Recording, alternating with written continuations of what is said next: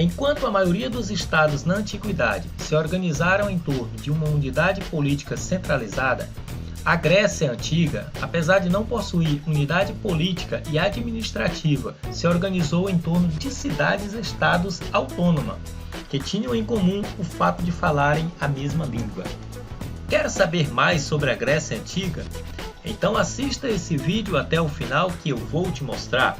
Eu sou o professor Alcidon e hoje nós iremos direto ao ponto. Os gregos se instalaram principalmente na Península Balcânica, região sudeste da Europa, banhadas pelos mares Egeu e Jônio.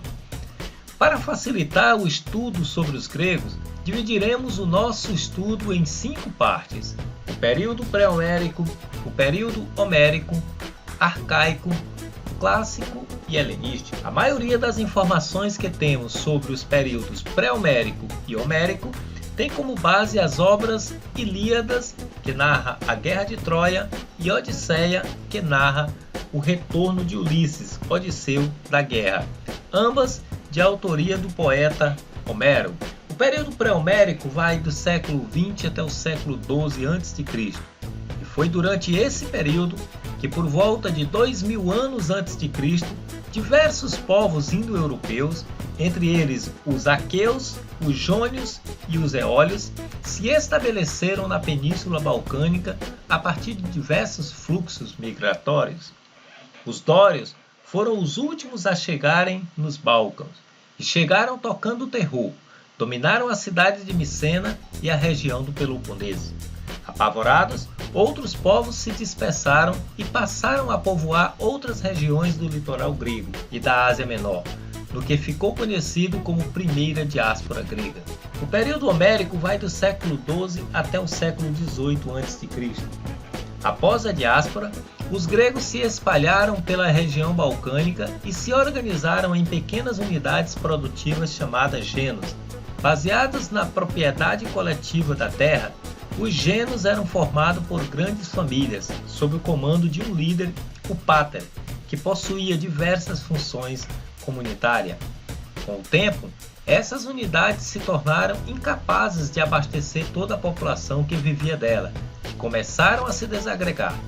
A migração em busca de melhores condições de sobrevivência provocaria a segunda diáspora grega, que desta vez atingiu áreas próximas à Península Itálica e ao Mar Negro. O período arcaico começa aproximadamente no século VIII e vai até o século VI a.C.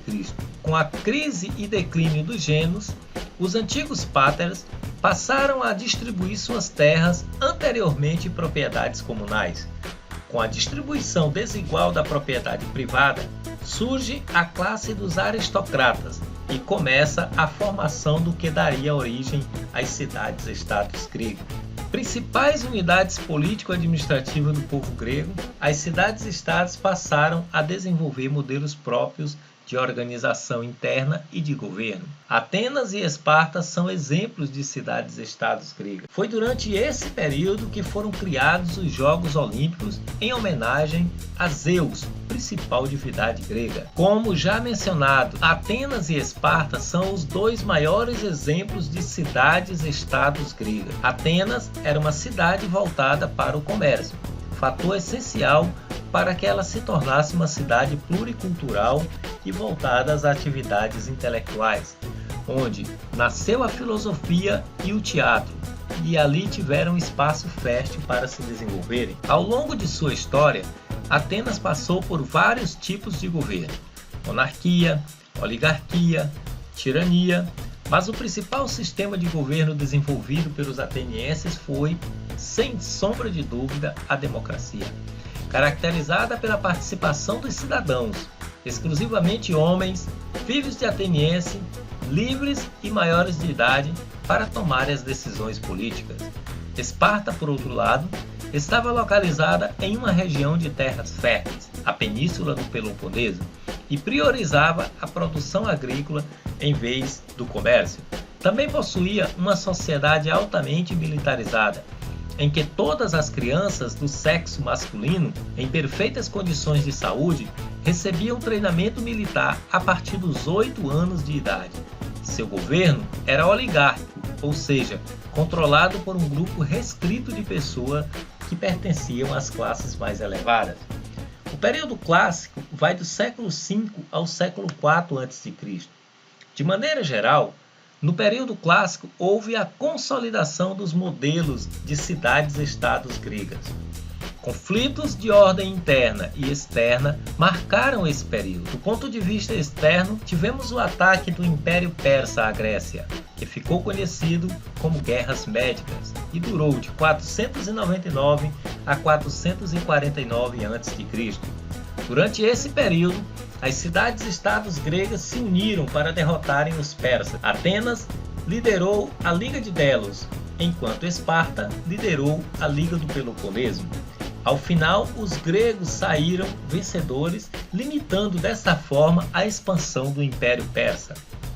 O fim das guerras médicas representou um período de hegemonia da sociedade ateniense, mas esse período também provocou o acirramento das disputas entre as polis rivais.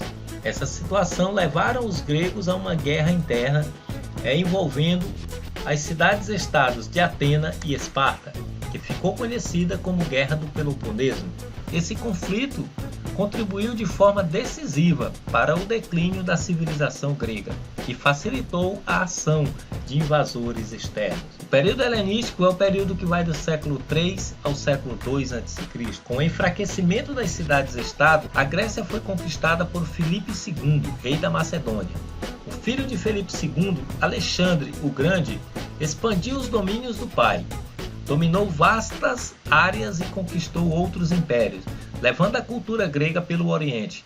Essa fusão entre a cultura grega e a cultura oriental ficou conhecida como helenismo.